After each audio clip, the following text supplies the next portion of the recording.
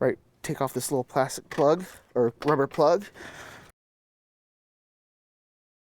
But there's there's 7 bolts on these. The one and anything over 200 horse, there's 8 bolts to remove to get the gear case off. Not so bad.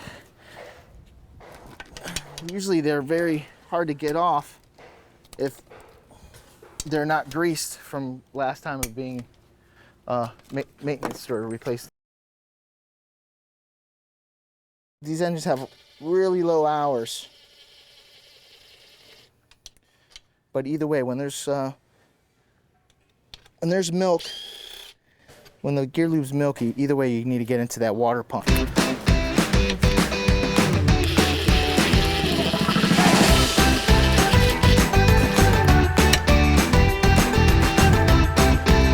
It's really nice to have everything greased, because if they're not greased, they'll get packed with salt, and it'll be really there to get out. If you have the engine trimmed up quite a bit, you don't have to worry about the gear case falling out. But if you don't have it trimmed up as much as the incline, you could have it could fall right out. But since it's hanging like that, I feel pretty confident it's not going to fall out. I'll have a pretty stout driver, and I'll hold this in my pocket with these 115s. There's going to be a speedo tube that I got to take care of here. Once I break it open just a little bit, I'll use the driver to pop it out. Oh, it comes right out. All right, there we go. So and I'll try to attempt to pull these out, but if they don't, let's use this here.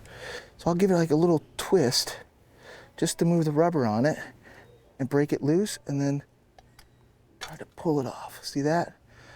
If you just try to pull it off and you don't give it that wiggle, it'll be a lot harder to take off. These snap very easily. They're very easy to snap, so be ginger about it, or you won't have a... This is your speedo tube, and there's a hole right here that gives the water pressure to tell you how fast you're going on the boat. So...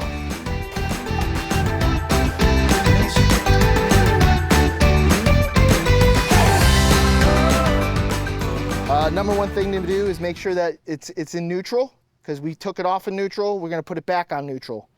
So I'm turning the prop shaft with my hands, so I know it's in neutral. It didn't. Sometimes when you take off these gear cases and you bump them, you'll end up if you bump them, you'll end up knocking them into gear, and then you'll have a hell of a time getting on, because they will not go on. So got everything greased.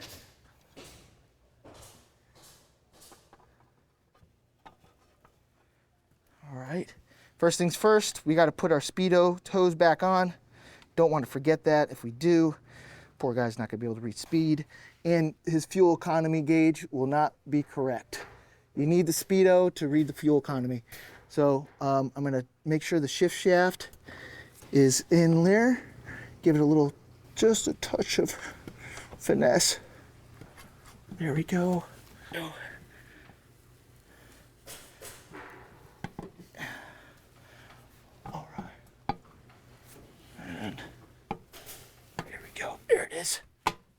Perfect. Take my bolt, put it in there, to put one thread, and that'll hold it, and then reinsert.